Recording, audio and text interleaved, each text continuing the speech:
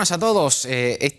Seguimos avanzando en este mes de mayo, mes que dedicamos a la Virgen María, como venimos comentando en programas atrás, y hoy precisamente nos vamos a detener para comprender y acercarnos al sentido del porqué de esta dedicación, y además vamos a hablar de uno de los temas que más controversia podríamos decir y que más ríos de tinta ha provocado a lo largo de la historia del cristianismo, como es el culto a la Virgen María, tan importante y tan presente para nuestras hermandades y para la piedad popular. Pero antes queremos empezar con ella.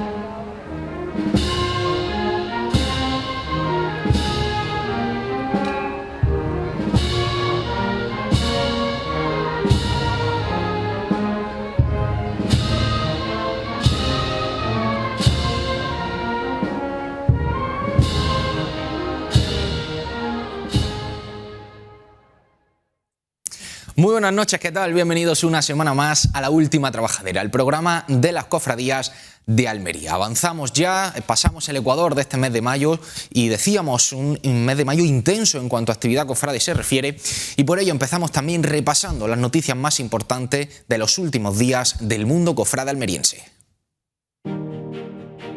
La Hermandad del Rocío ya se encuentra en su peregrinación para vivir una nueva romería junto a la Blanca Paloma. Todo ello tras vivir el pasado sábado una jornada espléndida con la celebración de la Misa de Romeros y la posterior y esperada salida de carretas que congregó a cientos de rocieros y almerienses en torno al Sin Pecado y que nos dejó estampas de alegría y ambiente rociero por nuestras calles. El cortejo, como es habitual, visitó la parroquia de Santiago, rezando y cantando frente a la Virgen de la Soledad y posteriormente el santuario de la Virgen del Mar, haciendo lo propio con la patrona. La mayordomía de la Divina Pastora de las Almas ha celebrado su triduo anual, tal y como hablábamos la pasada semana con su vicepresidente, el cofrade Juan Rosales, previos a la histórica procesión que tendrá lugar este sábado 23 de mayo. La imagen de la pastora era expuesta en un sencillo y elegante altar de cultos, congregando a decenas de mayordomos y feligreses. La mayordomía de la Exaltación de la Santa Cruz de San Ildefonso vivía también este fin de semana su salida procesional por las calles de la feligresía del barrio de la Plaza de Toros en el año en el que se cumplía el 10º aniversario de su fundación. La joven mayordomía presentó además en los cultos previos un estandarte corporativo que se pudo ver a modo de estreno en el propio cortejo. La Hermandad de Pasión ha dado a conocer el acuerdo alcanzado con la Banda del Carmen para el acompañamiento musical del Señor de Salud y Pasión para los 2 próximos Lunes Santo. Lo ha hecho días después de dar a conocer la no renovación de la Banda del Monte Calvario de Martos, quien venía acompañando al Señor las pasadas estaciones de penitencia. Por su parte, la formación musical, que tocaba fuera de la provincia esta jornada, vuelve a Almería, además para acompañar de nuevo a la imagen del Señor de Salud y Pasión, tal y como ocurrió en la procesión extraordinaria del pasado 2020. Y en el programa de hoy nos vamos a adentrar en una de las cuestiones más profundas y en parte también más controvertidas de la vida de fe del mundo cofrade, especialmente por la devoción a la Virgen María. ¿Cómo entiende realmente la Iglesia Católica el culto a la Madre de Dios? ¿Por qué el pueblo cristiano terminó viendo en María el rostro más cercano de la fe? ¿Por qué dedicamos este mes de mayo a la Virgen? es una tradición nacida de la fe de los primeros cristianos o un exceso de la piedad popular? Este debate, que acompaña al cristianismo prácticamente desde sus orígenes, sigue plenamente vivo hoy dentro de la propia Iglesia. Y es que detrás de flores, coronas, rosarios y procesiones se esconde quizá una de las historias más profundas y complejas de toda la espiritualidad cristiana.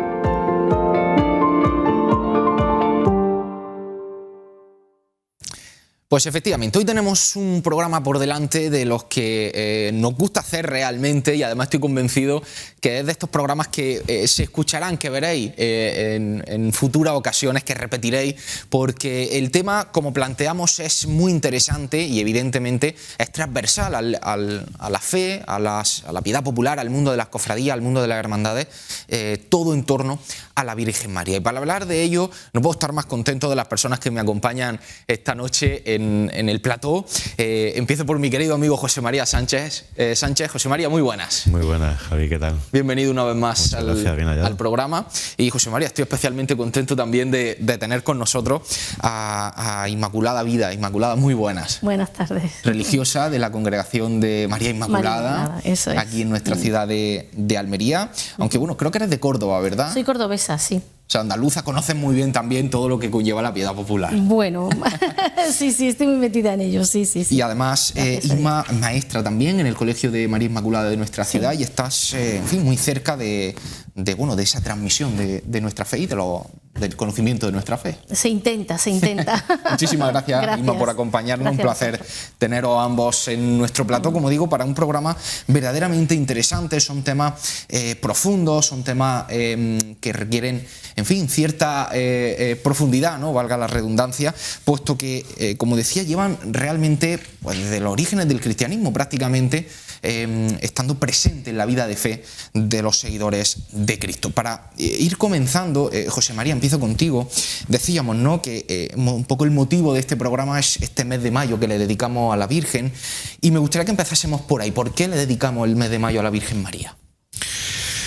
Bueno, hablar de estos temas podemos hacerlo a corto plazo o meternos ya en las raíces de la historia, ¿no? Si nos metemos en el corto plazo, el mes de mayo es el mes de las flores, en nuestra piedad popular, y la azucena más escogida de este jardín que es la creación de las criaturas, la azucena escogida es la Virgen María. Es muy bonito, y además el arte sacro, que tan buen pedagogo es, nos habla de la devoción mariana desde esta clave precisamente de la flor de la azucena, puesto que una azucena cerrada es bonita, es bella, pero cuando se abre además permite descubrir lo que lleva en su interior, que es su encanto. La belleza más profunda de una azucena está en su interior, y además el buen aroma que desprende. La Virgen, cuando abre su ser, ¿a quién ofrece al mundo, a la humanidad?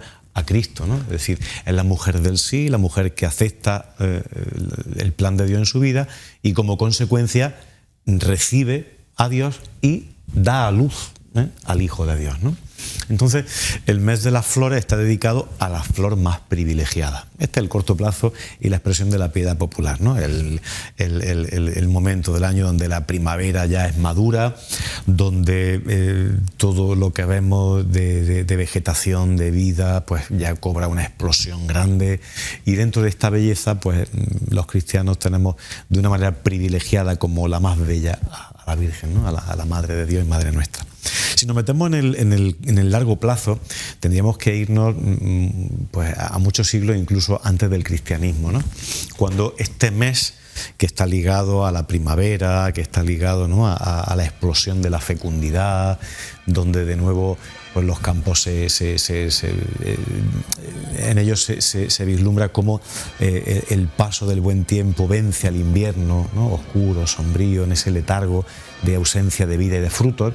Pues esta explosión se veía en las culturas primitivas de una manera también cúltica, y en la mitología griega y romana pues se rendía culto a las diosas, ¿no?, de la vegetación, de la fecundidad.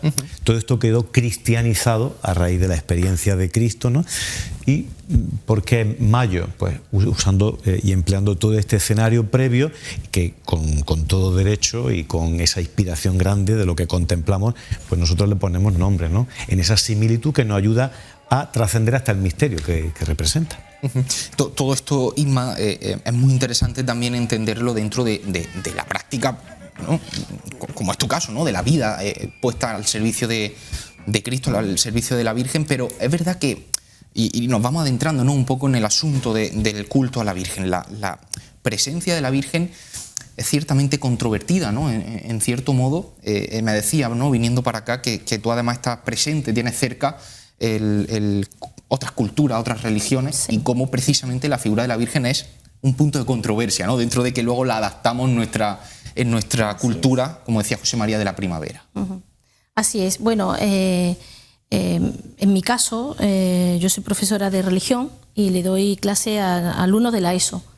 Nuestros alumnos mayoritariamente son musulmanes y evangelistas, y hay muy pocos católicos. Y las clases que yo doy son clases de religión católica. Entonces es un punto de controversia el hablar de la Virgen María como Madre de Dios. Entonces, claro, eso es un punto clave para nosotros, claro, los cristianos. Entonces no podemos decir, bueno, sí, muy bien, pero es un punto clave, ¿no?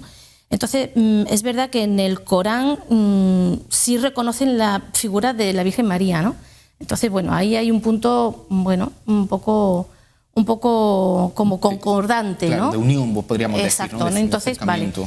Pero los evangelistas no reconocen a la Virgen María como Madre de Dios, ni muchísimo menos, ¿no? Entonces lo que hacemos es, en nuestras clases de religión, es trabajar lo que es la Virgen como madre, ¿no? ¿Vale?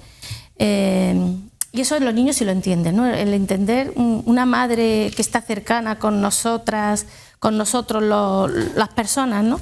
Yo creo que eso sí que lo entienden y bueno, a partir de ahí vamos trabajando la realidad de cada religión, ¿no? Y una vez que ya van conociendo la religión, no solamente de la religión propia de lo que ellos practican, sino la religión del que está al lado mía, ¿no? La religión musulmana, la religión católica y evangelista, bueno, pues un punto muy divergente es la Virgen María. Cuesta mucho, ¿no? Bueno, y yo sí que creo que sí que se puede, ¿no? Que se puede, y sobre todo la convivencia entre ellos. En nuestro colegio se demuestra, ¿no? De que en las tres religiones se puede convivir perfectamente, ¿no? Y yo creo que eso es importante, ¿no? De hecho, me decían, ¿no?, que este mes de mayo, precisamente, ¿no?, aludiendo a esta dedicación a la Virgen de la que estamos hablando, pues el colegio tiene ciertas actividades en las que se invita a participar a todos ellos, ¿no? Exacto. Nosotros el Día de la Inmaculada, el 8 de diciembre precisamente, el Día de la Inmaculada, lo celebramos en el colegio como una fiesta. Nuestro colegio es María Inmaculada, pues religiosas María Inmaculada, celebramos esta fiesta muy importante. Y los niños la respetan, ¿vale? Y van conociendo poco a poco esa figura de María, la van conociendo, van viendo como alguien cercana.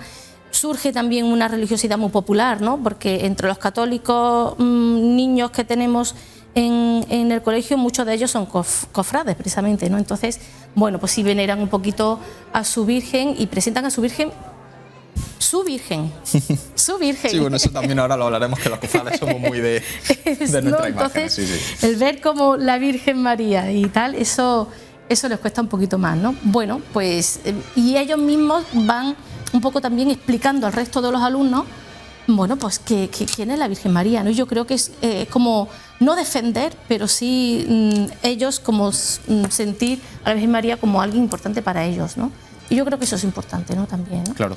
Estamos poniendo ya sobre la mesa muchos de los temas en los que queremos ir profundizando. Ese concepto de Madre de Dios, ahora nos acercaremos porque tiene además un momento muy concreto en la historia del cristianismo. Realmente interesante conocerlo, pero antes de eso, José María, creo que también sería interesante, ¿no?, comentar bueno, que si esta devoción a la Virgen, la importancia que le damos los católicos a la Virgen María, si realmente tiene sustento, ¿no?, en la Biblia, o como otros movimientos, ¿no?, afirman, viene más por una tradición del hombre. Al final, la Virgen, echando mano de los evangelios, la tenemos presente como una figura fundamental realmente en el misterio de la salvación del Señor, y tiene ese sustento, ¿no? Entiendo.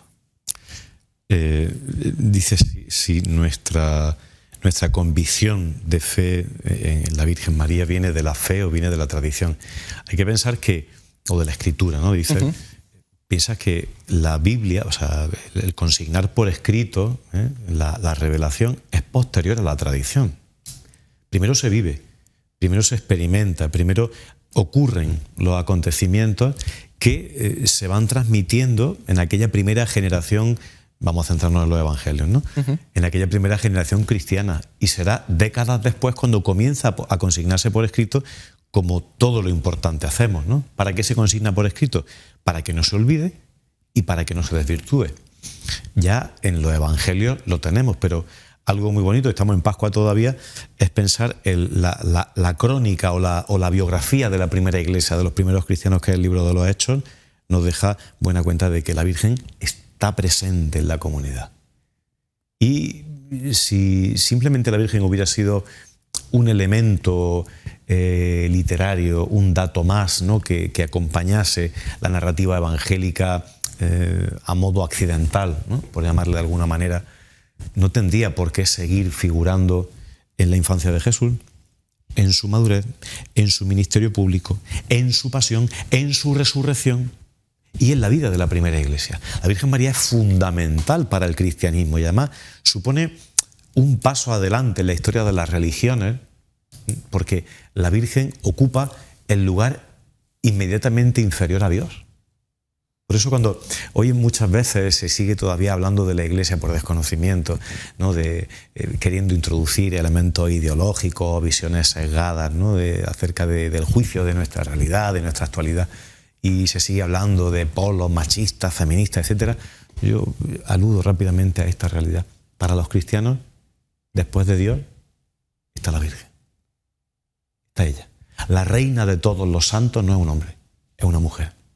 Y eso significa que es madre, es modelo y es la principal intercesora ante Dios. El año pasado ha publicado la Congregación de la Doctrina de la Fe una nota doctrinal, ¿no?, donde saltó a la polémica, ¿no?, la famosa, no eliminación, sino la correcta orientación de ciertos términos, de las expresiones a la hora de aludir a la Virgen María, y se recomendaba pues no emplear el término corredentora, aunque pontífices anteriores lo han empleado, pero hay que saber qué queremos expresar, ¿no?, cuando usamos ciertos términos. Para hablar de Dios y de su misterio, toda expresión es torpe, ¿no?, es insuficiente. Pero corredentora significa colaboradora, o así queremos entenderlo, y lo hemos entendido desde siempre. Nunca hemos puesto, el pueblo de Dios nunca ha equiparado a la Virgen a Jesucristo, ni muchísimo menos.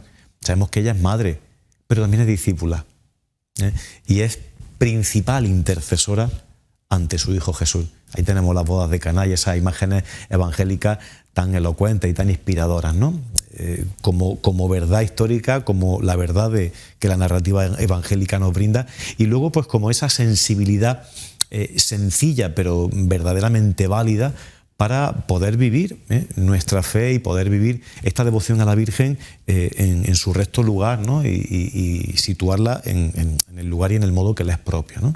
Entonces, la fe en la Virgen María, nuestra devoción a ella, mejor, la devoción a la Virgen María, nuestro conocimiento de ella y nuestra relación personal, porque la Virgen no es un dato ni es simplemente un modelo teórico.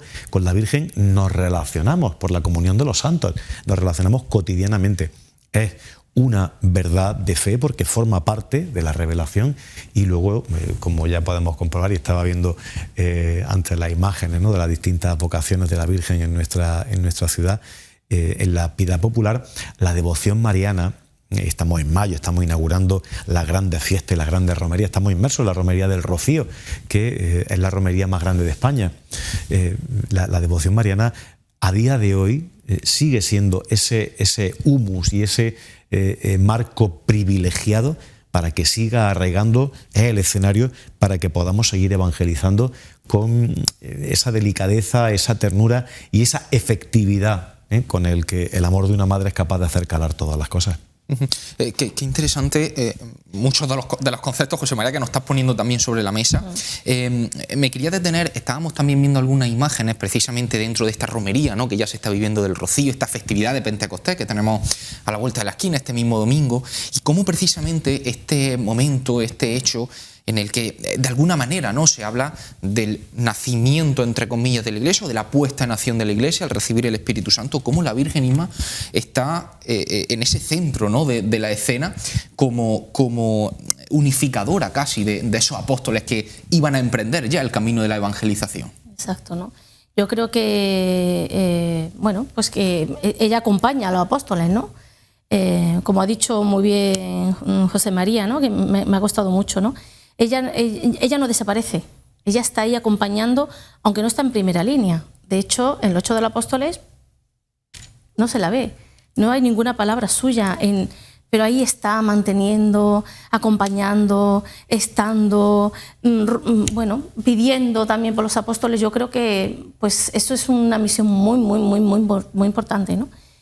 Y luego de cara de cara también a la piedad popular en este sentido, cómo mantiene y cómo acompaña ella también a cada uno de nosotros, ¿no? Nos la encomendó Jesús en la cruz. Entonces, cuando dijo, ahí tienes a tu hijo, ahí tienes a tu madre, nos la encomendó, ¿no? Entonces, como madre, entonces como que nosotros, cada uno de nosotros también somos responsables, ¿no? Y los apóstoles dijeron, pues esta es nuestra madre, ¿no? Y tratarla como madre, yo creo que ahí estuvieron, ¿no? Y, claro. y María hizo su papel, ¿no? Aquí me han encomendado como madre de los apóstoles y madre de cada uno de los cristianos católicos. Ahí estuvo ella y ahí sigue estando. Ahí sigue estando, yo creo que... Decía José María, ¿no?, esa relación con la exacto, Virgen. Exacto, es una relación, ¿no?, que se vive día a día. Ahora, cada uno de nosotros nos tenemos que acercar, no como ente individual, como relación personal, sí, pero también como comunidad, dentro de la Iglesia. Claro. Si no, no tiene sentido. Claro. Si no, no tiene sentido, ¿no? Totalmente. Todo esto al final, hay también además un dato, yo verdaderamente me he sorprendido. Vamos a hablar a continuación de el primer concilio en el que se le da un título importantísimo a la Virgen, como es el de Madre de Dios, pero insisto, investigando un poco sobre este asunto, me encontraba una antífona, una pequeña oración de un par de siglos antes, en torno al año 250 después de Cristo, en el que ya se hablaba a la Virgen, se pedía ese amparo, esa protección, esa mediación ante el Señor.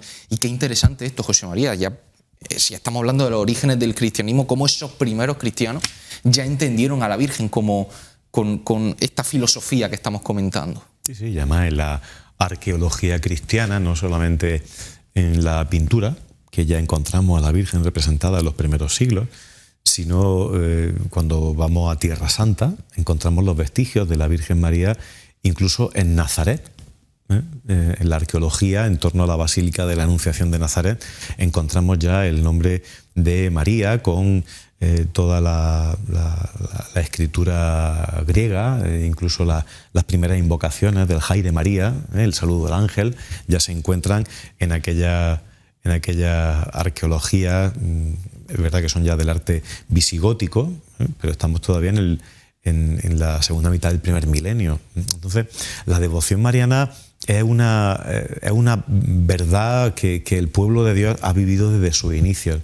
Tú dices, el concilio mariano, así llamado, ¿no?, el concilio de Éfeso, declara lo que el pueblo de Dios ha creído desde su inicio, de lo que los cristianos han creído desde siempre. Y es Esa es clave, eso la es clave. Virgen es Madre de Dios. O sea, esa expresión griega, Theotokos, es decir, la Virgen, la relación de María de Nazaret con Dios, por voluntad de Dios, es esa, ni más ni menos, Madre de Dios. Porque si la Virgen es Madre de Jesucristo y la divinidad de Cristo es indudable, ya se había declarado en los concilios previos, la Virgen, que es Madre de Jesús, la Virgen María, es madre de todo Jesús, no de una parte de Jesús, de una naturaleza de Jesús, de la humana, sino entraríamos en otra herejía. Entonces, si la Virgen María es madre de Jesús y la Virgen da a luz en ese misterio que para nosotros es insondable, es inefable, es incomprensible, es un misterio, la Virgen es verdadera madre de Dios. Y esto lo ha vivido, lo ha creído, y por eso dice la hermana que resulta un caballo de batalla, ¿no?, entre los no católicos o los no cristianos.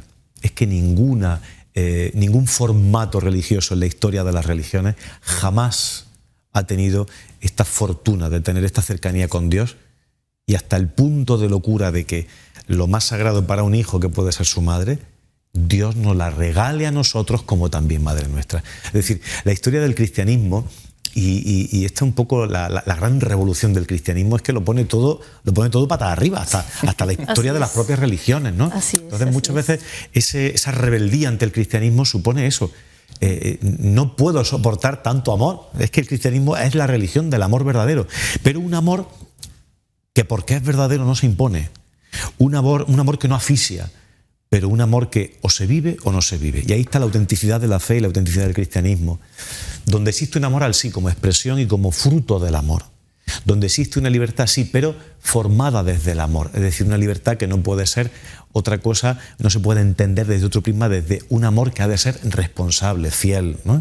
Un amor que da vida, un amor que protege, un amor que dignifica, un amor que humaniza, ¿no? Entonces, por aquí viene esa rebeldía a la hora de aceptar estas verdades que conforman nuestra fe y nuestras devociones más básicas, más esenciales. Estamos llegando ya a puntos muy interesantes del tema a tratar, sobre todo ese asunto, ¿no?, que decía José María, de cómo el concilio de Éfeso viene a recoger una verdad que ya vivía el pueblo de Dios. Esto me parece fundamental porque responde a una de las preguntas que estamos intentando acercarnos, que es si esa devoción mariana parte verdaderamente de esos cristianos primitivos o ha sido una construcción que se ha ido haciendo a lo largo del tiempo. Fijaos qué interesante, como digo, cómo ya en torno al año 200 ya se comienzan a ver esas antífonas, esas oraciones hacia la Virgen. Pero ahora nos adentramos mismo en otro concepto también muy interesante, que ahora es situar a la Virgen con esa cercanía materna y además humana. Es decir, esto creo que ahora lo comentaremos, ¿no? Se profundiza en concilios posteriores, pero cómo precisamente es esa humanidad es que se le reconoce a la Virgen en diferencia a la divinidad de Cristo. Es decir, no se está situando a la Virgen en ese mismo escalón, ¿no?, digamos, entre el Señor o la Trinidad, ¿no?, y ella. Pero claro, el fiel ahora encuentra una persona como él mismo, humano, con sus dudas, con sus dificultades, con sus dolores, en la pasión del Señor, pero la Virgen se comienza a convertir en ese modelo de fe. Eso es. Lo ha dicho José María, ¿no? Lo importante, o sea, es un amor muy humano, muy que recoge a la persona, pero también muy cercano. O sea, como es humano, es cercano. O sea, yo me puedo identificar con María como mujer, como modelo de esa mujer cristiana que sufrió al pie de la cruz, que perdió a un hijo, que casi no la creían, ¿no?, cuando ya le dijeron va a ser madre de Dios. ¿Cómo? Si no está ni esposada, ¿no? Está desposada, pero no esposada, ¿no? Bueno, pero ¿cómo podemos identificarnos con ella? Por eso es tan cercano, ¿no? Porque es humana, pero a la vez ella se pone de parte de lo divino. No es que sea divina, pero se pone de parte de lo divino. Se entrega a lo divino. Exacto, y cuando tú te pones de parte de lo divino, es la llena de gracia. Claro. Es la llena de gracia. Entonces, dentro de su propia humanidad, como deja el espacio a la divinidad dentro de ella, ella es capaz de donarse, de entregarse y de hacer realmente lo que tiene que hacer. No hace cosas extraordinarias aparentemente, pero sí en lo ordinario hacia lo extraordinario, que es como, pues es una mujer embarazada que da a luz, pues como cualquier otra mujer embarazada, ¿vale? Pero claro, ella está llena de gracias. Entonces, como cada mujer nos podemos identificar con ella como modelo. No somos ella, pero sí como modelo, ¿no? Y cada hombre como madre, tenerla como madre, o como hermana o como amiga, y desde ahí aprender, ver cómo vivió ella y aprender cómo tengo que vivir yo. Por eso es nuestro modelo, ¿no? Exacto. Y yo creo que eso es importante, ¿no? Ver cómo vivió ella, quién es ella para cada uno de nosotros y quién es ella dentro de la Iglesia para yo saber vivir y discernir, ¿no? También, porque es muy importante. No ser ella, porque no somos ella, pero sí un modelo es, me identifico con ella para yo, dentro de lo que soy yo misma, caminar como caminó ella, ¿no? Yo creo que eso es importante, ¿no? Por eso es muy importante relacionarnos con ella, lo ha dicho José María, ¿no? Relacionarnos con ella, conocerla, rezar, porque ahí se conoce, ¿no? Luego sí, también estudiar, leer, eso también es importante, ¿no? Pero rezar y sentirla dentro de ti como lo he dicho antes, ¿no? Como alguien persona, pero dentro de la Iglesia. Solo nunca, porque si no convertimos a María en algo muy personal, ¿no? Y algo lo puedo convertir y hacer con ella lo que me da la gana. No, eso no es así, ¿no? Entonces yo creo que eso es muy importante, ¿no? Totalmente, además también es, en fin, otro de los temas, ¿no?, por los que tratamos estos asuntos, ¿no?, en un programa cofrade como el que tenemos, como La Última Trabajadera, porque también es verdad, José María, que precisamente, ¿no?, quizá en algunos casos se puede desvirtuar un poco la forma en la que se entiende ese culto a la Virgen María. Mira, algo muy interesante y que tratamos poco y en nuestras formaciones de cofradías y en general, ¿no?, tendríamos que volver sobre ello muchísimo, es la enseñanza del Concilio Vaticano II. Cuando la Iglesia reflexiona sobre sí misma en los años 60 y se pregunta, ¿no?, cómo debe ser la Iglesia para que a las personas de este momento de la historia su presencia y su misión pueda ser significativa, pueda seguir siendo válida, pueda seguir siendo útil, ¿no?, conforme a la misión que Cristo nos encomienda. El concilio reflexiona sobre la Iglesia apoyándose en la Virgen María. Dice la hermana, nunca se puede vivir la devoción aisladamente, claro, porque si no, disfrazamos a la Virgen según el traje que me convenga en cada momento, ¿no? Y con aquello de los sentimientos, las emociones y las costumbres, pues podemos hacer o tergiversar un poco Sí, así es. lo que nos dice la... No, porque es tan nuestro, claro, es tan nuestro que al final es mío, ¿no? Y nunca podemos perder el nuestro. En la Iglesia no rezamos en singular, cada uno reza en plural. No decimos Padre mío, sino Padre nuestro, ¿no? Entonces, la Iglesia, cuando reflexiona sobre sí misma, sobre su identidad y su misión en este momento de la historia, se apoya en la Virgen María y reconoce en ella no solamente a la Madre, sino a la imagen. ¿Cómo debe ser la Iglesia? Como la Virgen. Yo vuelvo de nuevo a la representación de los primeros siglos, ¿no? Y en el arte bizantino se suele representar a la Theotokos, ¿no?, a la Madre de Dios, muchas veces sentada en actitud sedente, y en el centro de su imagen ofrece a Cristo al mundo. La Virgen es ese trono, ese asiento donde Dios se manifiesta, ¿no? Entonces, mirar a la Virgen, acudir a la Virgen, confiar esa relación personal, sabiendo que la meta de la propia Virgen María es Cristo. Entonces, la Virgen siempre como puente, modelo y camino hacia Dios, ¿no? Entonces, en este sentido, nuestra hermandad y cofradía tienen esta plataforma privilegiada, que es la devoción mariana, pero orientando nuestra mirada hacia donde mira ella. Que es Cristo. Que es Cristo. Exactamente. Estamos viendo precisamente, José María, algunas de esas imágenes a las que te refería, esa iconografía tan primitiva del cristianismo, como la Virgen nos muestra a Jesús, lo que hoy en día, ¿no?, en el lenguaje actual del siglo XXI, José María, diríamos una imagen de gloria, ahí la tienes, ¿no?, como perfecto, ese perfecto asiento, esa sedes sapientia, ¿no?, que también se puede llamar el asiento de la sabiduría, el lugar donde se manifiesta la palabra hecha carne, la Virgen. Y hay veces en que la Virgen, la mirada incluso la dirige hacia abajo, mirándole a él, la mano que orienta, ¿no?, hacia quién es el protagonista, ¿no?, hacer lo que lo diga, mirarle a él, orientada a él su mirada, la mirada.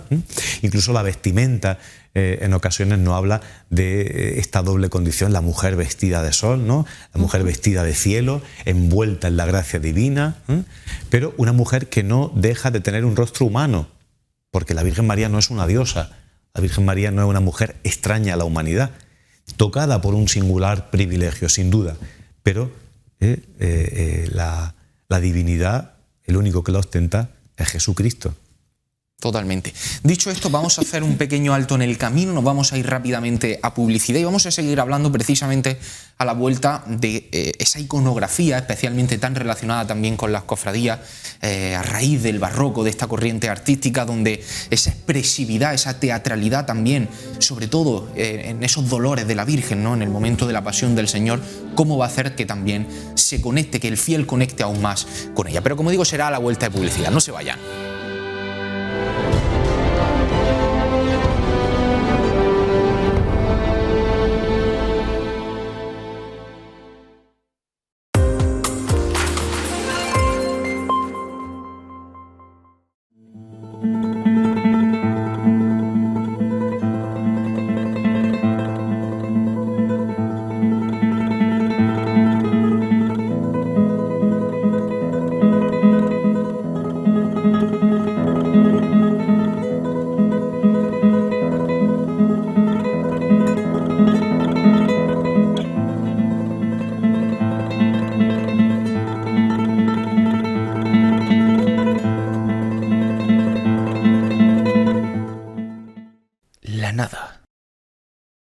El vacío más absoluto.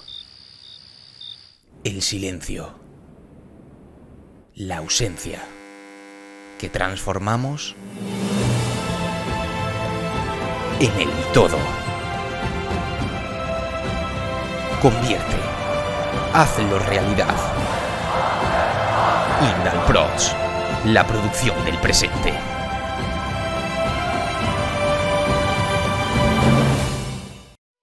Conocer la importancia de una buena imagen digital es ir varios pasos por delante. Hacer que tus actos estén cubiertos a la altura es ir varios pasos por delante. Reconocer una calidad real es ir varios pasos por delante. Indalprods, la producción del presente.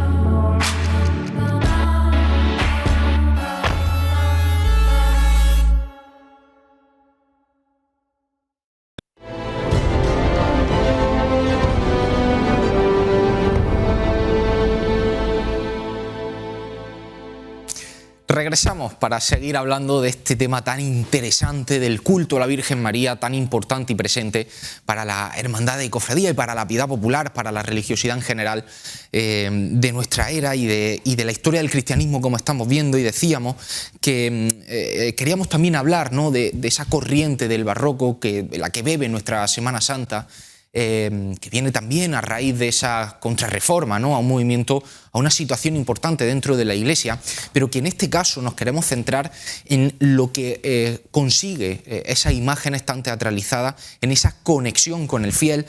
Decíamos, Isma, ¿no?, esa parte humana de la Virgen va a hacer que el fiel se reconozca mucho mejor en ella, pero además ahora identificarla en esos momentos, incluso sobre todo en la pasión del Señor, ¿no?, cómo eso hace que el fiel conecte aún más, empatice con lo que sufrió la Virgen y entienda la dimensión de lo que la Virgen fue. Exactamente. Yo creo que bueno, pues la vida misma te trae dolor, ¿no?, y sufrimiento, y todo el mundo pasamos por un momento de dolor, de crisis.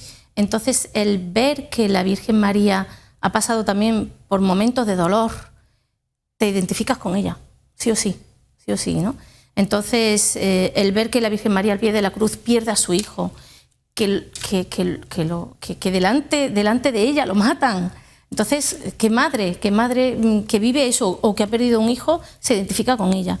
Una madre que ve que su hijo, bueno, pues es verdad que tiene su momento de gloria porque tiene muchos apóstoles, muchos seguidores y tal, pero también cómo sufre cuando lo niegan, cuando no quieren o van en contra de él, cuando los judíos de entonces pues no lo creían o querían matarlo. O sea, el ver a una mujer sufriente nos identifica con ella porque nosotros también sufrimos, porque la vida misma nos trae sufrimiento, ¿no? Entonces, bueno, el ver a una persona humana que está llena de gracia y que es capaz de que Dios sea el principal motivo o empuje de su vida, yo creo que hace que cada persona nos identifiquemos con ella, ¿no?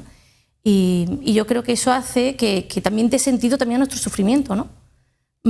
Pues si María pasó por esto y lo ofreció a Dios, yo también puedo hacerlo, ¿no? Porque el principal, como hemos dicho antes, es Dios, es Jesucristo. Entonces, a lo mejor Jesucristo como que nos cuesta más identificarnos con Él porque es la divinidad, es normal, ¿no? Aunque por amor a mí pasó lo que pasó, ¿no? Y por amor cada uno de nosotros, ¿no? Pero cuando una persona humana ha pasado por esto y su principal motivo de vida es Cristo, uno dice, pues bueno, pues vamos a intentarlo, ¿no? Claro, y que puede que lleve a algo más. Exacto. A la Virgen le llegó algo más. Por supuesto. Entonces, ¿no? Porque ella fue la primera una catequesis. Exacto, ¿no? Ella fue la primera que sintió ese amor pleno de Dios en ella. Entonces fue el amor del que hablaba antes José María, que me ha encantado, ¿no?, como lo ha expresado, ¿no? Entonces, cuando tú experimentas ese amor por propia experiencia, ¿no?, cuando tú experimentas que Dios te quiere por encima de todo, parece que hasta, aún siendo pecadora, parece como que el pecado tú dices, venga, vamos a ir creciendo, ¿no? Entonces ves que María ha sido capaz de hacer eso, bueno, pues tú dices, yo creo que merece la pena intentarlo porque te hace feliz y te hace plenamente bueno, consciente de que hay algo más, que no es solamente tu propia vida, sino que es Dios el que empuja tu vida, ¿no?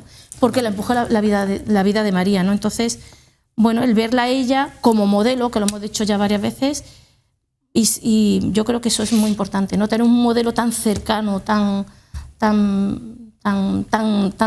tangible, ¿no? Porque claro, ella incluso se hace presente, tan cercana que se hace presente en todas las culturas.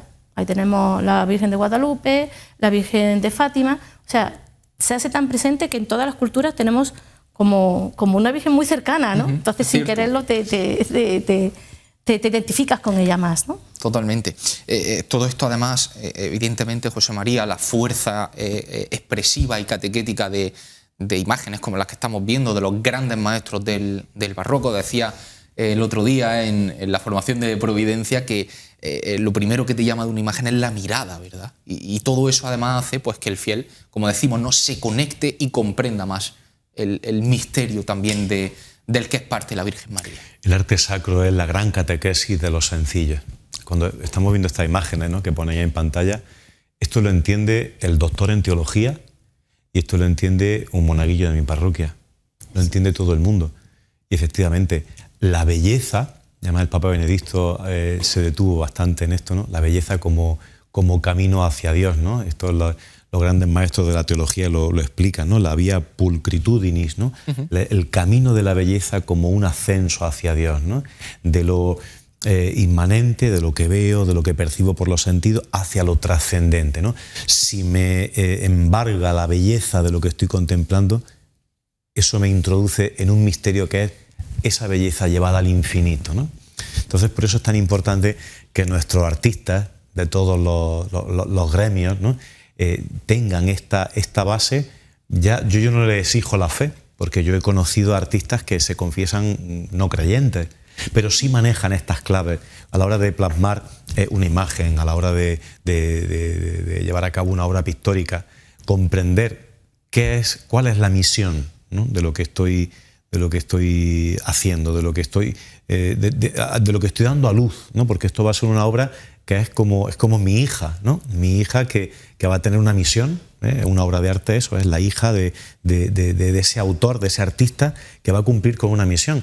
Y en el arte sacro hay psicología, hay, bueno, yo es que hablo muy romántico, ¿no?, pero hay una melodía en las formas, en los colores, a mí me gusta verlo interpretado todo en esta clave artística, armónica, ¿no?, de la belleza, ¿no? Tú cuando ves una imagen, ya no una pintura, sino cuando ves una imagen, las formas, ves incluso el movimiento que es capaz de generar un artista en una imagen inerte, pero esa imagen parece que está en movimiento. Vea una imagen de la Virgen en su Asunción, por ejemplo, y pareciera que sus telas están volando de verdad, ¿no? ¿Ves? Es decir, un movimiento y sobre todo, lo que tú aludías hace un segundo, ¿no?,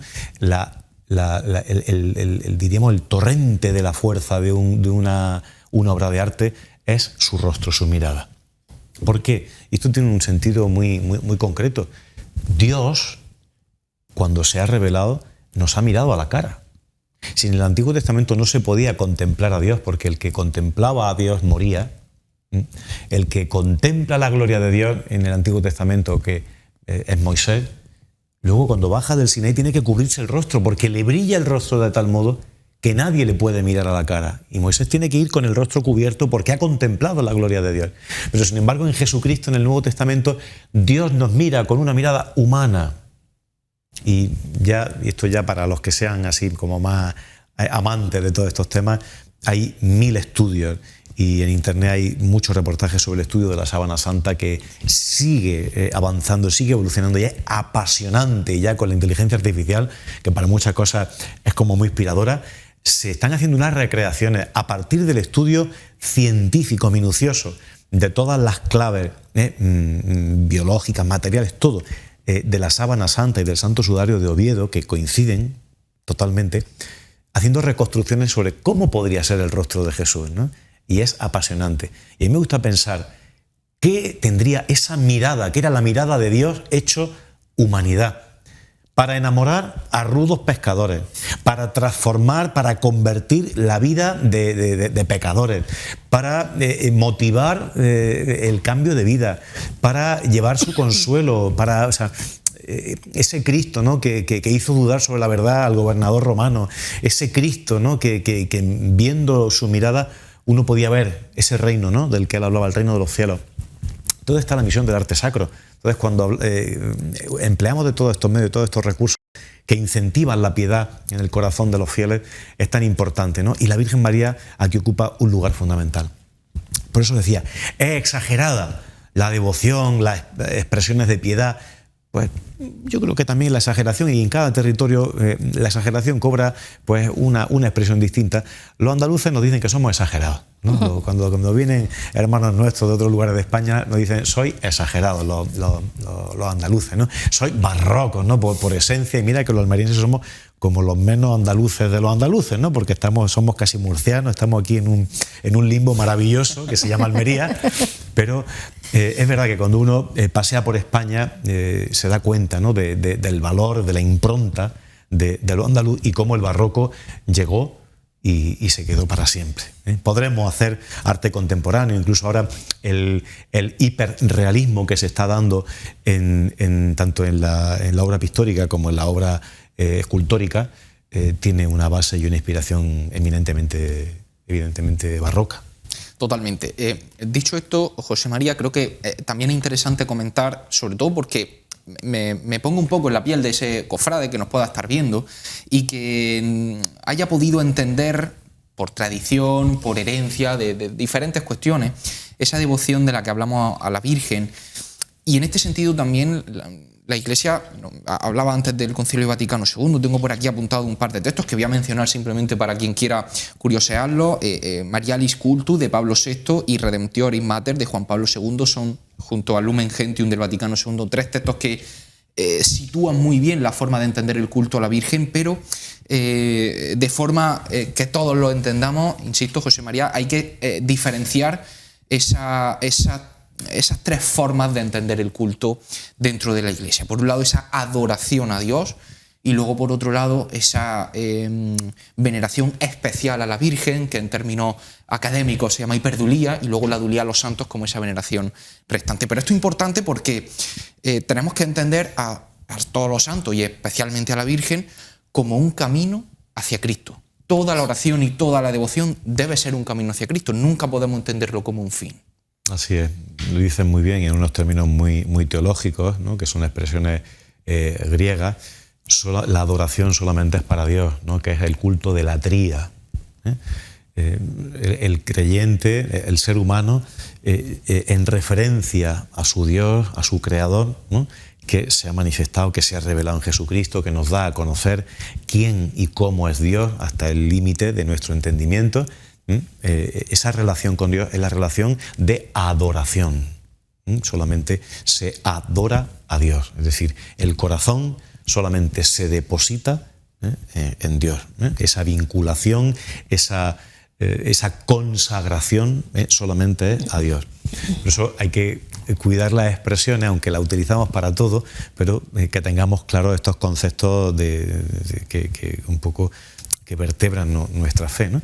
Y a los santos se les venera en el sentido de que nos sirven como orientación, como modelo, e interceden ante Dios. Pero el culto a los santos nunca es un lugar de término, es un lugar instrumental, de tránsito, son la vía hacia Dios, la vía, porque nos estimulan en el camino de nuestra vida cristiana con su ejemplo y sustentan nuestra vida por esa comunión de los santos, porque ellos ya están gozando de la presencia de Dios. Entonces son valedores ante Dios por nosotros, porque pueden interceder por nosotros ante Dios, y eso es a lo que aspiramos todos, un día a estar y a vivir eternamente en la compañía de los santos, participando también de esa santidad a la que Dios nos llama. Qué importante esto, Inma, ¿verdad? Para también en cuanto a la difusión que hacemos de nuestra fe. Tú estás en primera línea en este sentido. Nosotros intentamos poner nuestro granito de arena también, valiéndonos de personas como tú, que dedican su vida a ello, pero como digo, esto es muy importante para comprender bien nuestra fe. Sí. Bueno, yo sí que creo que o sea que por lo menos mis chavales, ¿no? Mis alumnos, ¿no? Saben diferenciar entre quién es Cristo y quién es María. sea, saben diferenciarlo, saben que Cristo es otra cosa de María, ¿no? No saben darle este nombre de que, bueno, Dios, Cristo, hombre, bueno, ahí tienen también ahí tienen su catequesis que tal, ¿no? Pero sí que es importante, y yo creo que el aprovecharnos, como partir de lo que ellos creen para sanar, purificar, ver, porque si no, no lo hacen suyo. Entonces, cuando no lo hacen suyo, tú dices, sí, vale, yo venero a la Virgen María, pero ¿qué tengo que hacer, ¿no? O sea, ellos saben diferenciar adoración y veneración. Yo creo que lo saben diferenciar. No saben ponerle el nombre, ¿no?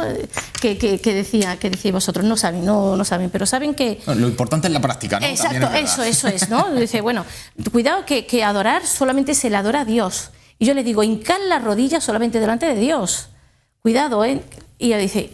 Claro, sí, es verdad. O sea, lo entienden, pero no saben cómo es venerar a la Virgen María, ¿no? Ellos saben que le tienen que rezar, que tienen que acudir a ella, que saben... Incluso me cuentan historias de su familia. Decir, no, si es que yo y mi familia rezamos el rosario. Qué bonito, ¿no? Hoy en día que un joven de 12 años me diga, es que mi familia rezamos el rosario, me parece que es precioso. Pues eso es venerar a la Virgen María. Entonces, cuando ellos... vale. Entonces, como que sí que falta...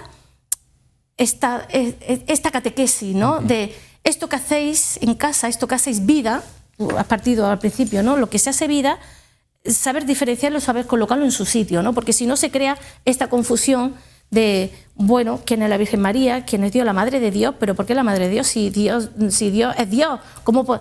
Entonces son cositas que tenemos que estar a tiro para podérselo aclarar. Y yo creo que eso nos cuesta mucho, ¿no? Nos cuesta mucho porque tampoco hay unas catequesis como había antes, una sociedad que nos ayudaba y que estaba muy cristianizada, muy... Entonces, hoy nos cuesta mucho. Y los chavales y los jóvenes tienen un lío porque... pero con buena intención, o sea, ellos tienen buena intención y están buscando, simplemente que no encuentran el cauce de buscar. Y cuando lo encuentran, dice, ahora lo entiendo. Claro. Y tú dices, qué bonito, ¿no? Entonces, sí que nos falta a nivel de sociedad o incluso de iglesia, ¿no? ¿Cómo podemos catequizar, ¿no? A la gente y llegar a cuanto más gente mejor, pero de una forma muy cercana, porque si no te dicen, ahí te quedas, con toda la libertad del mundo, ¿no? Y lo estoy diciendo así con unas expresiones muy, muy llanas, porque eso es lo que te dicen ellos, ¿no? Es que es la realidad, Entonces, ellos lo que quieren tener, creer en eso, porque están deseando creer en eso, porque ya están cansados de otras cosas, ¿no? Y están buscando. De hecho, hay movimientos nuevos que se están creando en la sociedad, ¿no? Y en España, porque los jóvenes realmente están buscando otra cosa, ¿no? Bueno, pero ¿cómo estamos en la iglesia ahí? Es para mí un interrogante, realmente poniéndole nombre y catequizando realmente a estos chavales porque lo necesitan, ¿no? Y bueno, pues esto yo creo que es importante también pues en el tema de la Virgen, ¿no? Porque si no... Bueno, yo quiero a la Virgen María, me dicen, no, si yo la quiero, pero claro, mi Virgen Macarena, por ejemplo, mi Virgen Macarena, cuidado con... No, la Virgen Macarena es la misma. Ponle el vestido que quieras, ponle la vocación que quieras, ¿vale? Porque son advocaciones, pero la Virgen María es una sola, ¿no? Hasta eso les sorprende, que la Virgen María es una sola. ¿Te ponen cara extraño? Sí, ponle el vestido que quieras. Entonces, cuando eso lo entiende, dice, vale, bien, ahora me está convenciendo esto. Están deseando saber. Oye, pues pero esperemos que este programa pueda servir un poco para ayudarle a acercarse un poco. Evidentemente, sí. De todo esto se puede profundizar mucho más, pero qué interesante, José María, esto que decía Isma, porque lo decías tú antes, ¿no? El acabar poniendo por encima el mi Virgen, ¿no? A la profundidad realmente de estar venerando a la Madre de Dios. Pero mira, eso habla de cosas... Bueno, la devoción de los sencillos, las devociones populares, no hablan por un lado, de la realidad humana que tenemos, porque esto responde también a unas realidades muy básicas de nuestra afectividad, de nuestra necesidad, de nuestros sentimientos, de nuestras búsquedas, y por otro lado, pues a la realidad que tenemos como iglesia, ¿no? Entonces, que la gente hable de esa clave tan afectiva, ¿no? De sus devociones particulares, eso es bueno siempre. Ahora, tenemos que llevar a cabo la misión de evangelizar. Y en ese sentido, la maravilla que tenemos en Almería, en Andalucía, que tenemos en España, que son nuestras cofradías, que son nuestras mayordomías, que son pues todas las instituciones, todos los organismos, todos los movimientos de iglesia que crean el dinamismo de la piedad popular. Hay que ayudarle a la gente a que siga avanzando para que siga disfrutando y siga pues viviendo esta alegría de poder vivir en relación con Dios por medio de todas estas devociones, pero las devociones tienen que tener también contenido y orden, ¿no? Me gustaba mucho cuando habéis puesto antes, no sé si lo podemos recuperar, la gloria del palio de la Virgen de Fe y Caridad, de la Hermandad de la Santa Cena, porque hablando de los distintos tipos de cultos, es una plasmación preciosa. Y se ve a la Virgen en una actitud contemplativa, mirando hacia el misterio de la Eucaristía. Es decir, yo puedo tener toda mi afectividad, mi devoción dirigida a la Virgen, a la Madre del Señor, que también Él me la ha regalado como madre, pero mirarla a ella, la mirada, es reconocer hacia dónde mira ella. Entonces es un puente hacia Dios. Ella está mirando, está adorando el misterio de la Eucaristía y está mirando a su Hijo ya hecho Eucaristía. Es decir, es una catequesis preciosa y yo felicito desde el primer momento, porque además en una obra pictórica moderna, contemporánea, haciendo también recurso, ¿no?, de lo que significa este neobarroco, ¿no?, pictórico, con ese hiperrealismo, pero con esa dosis catequética grande. Podrían haber puesto al Señor de la Santa Cena. No, han puesto a Cristo Eucaristía. Es decir, son conscientes de su carácter sacramental y esa gloria está dando una catequesis de lo que significa, ¿no?, la misión de esa hermandad. Entonces, el recurso a nuestras devociones particulares estará siempre bien empleado, es necesario, es bueno, lo ha sido siempre, pero tenemos todos en la familia, en las parroquias, en las cofradías, en los colegios, esa misión de ayudar a comprender lo que ya llevamos en el corazón. Ahora también hay que alimentarlo con la mente, con el conocimiento. Hay que razonar, porque nuestra fe es razonable. Tenemos que ser conscientes del contenido de nuestra fe. Cuando decimos mi Virgen, aludir a qué significa, ¿no?, de quién estamos hablando. Si es madre mía es porque es madre de Jesús, que es madre de Dios, Él me la dio en la cruz. Es decir, este razonamiento que es sencillo, pero que muchas veces damos por supuesto y ya no hay que dar nada por supuesto. Entonces, no debemos cansarnos nunca de ofrecer el contenido de nuestra fe. Y además, la piedad popular brinda tantos escenarios para poder acceder a esto, que es que si no lo hacemos porque no queremos. Sí, es decir, tenemos muchas oportunidades. Sí, totalmente. Insisto, espero que este programa pueda servir humildemente a que esto se pueda comprender un poquito mejor y que pueda servir incluso como un punto de partida para que los espectadores que estáis al otro lado de la pantalla queráis conocer y profundizar aún más del tiempo que tenemos, que ya se nos ha acabado, no hemos quedado ya. No hemos comido todo el programa, como decía, es interesantísimo y estoy convencido de que será de estos programas que decía al principio, ¿no?, se vean de vez en cuando para recordar lo que hemos comentado. Antes de despedirnos, Isma, quería comentar muy rápidamente que precisamente la congregación de María Inmaculada está de celebración y en unos días, el 25 era, ¿no? Sí. Hay un acontecimiento importante. Vamos a hacer un poquito de promoción. Gracias. Aprovechando que te tenemos aquí. Bueno, pues estamos celebrando en este año 2026 los 150 años de nuestra fundación. Entonces estamos pretéritas, estamos muy contentas, muy gozosas y bueno, el día 24, en realidad es el 25 el día de nuestra fundadora, Vicenta María López Vicuña, pero al ser día laborable pues lo hemos pasado al 24. Tenemos la Eucaristía a las 6 de la tarde en nuestra capilla. Preside nuestro obispo don Antonio la Eucaristía, con mucho gusto ha aceptado la invitación. Y bueno, simplemente daros las gracias y rezar mucho por nosotras para que realmente sigamos dando un poquito de semilla de evangelización aquí en esta tierra de Almería y que con mucho gozo. Llevamos aquí en Almería 118 años. Que se dice pronto. Que se dice pronto. Entonces, bueno, tenemos ahí una historia muy bonita que queremos seguir manteniendo y que seas otros 150 si hace falta. Qué bien. Pues Isma, muchísimas gracias. Es un placer tenerte en el programa. Y querido amigo hermano José María, muchísimas gracias también por acompañarnos. Nosotros nos despedimos ya, como siempre, encomendando a la próxima semana, el próximo jueves aquí en Intraalmería Televisión, para seguir disfrutando y conociendo de lo que ocurre en el mundo cofrade almeriense. Hasta entonces.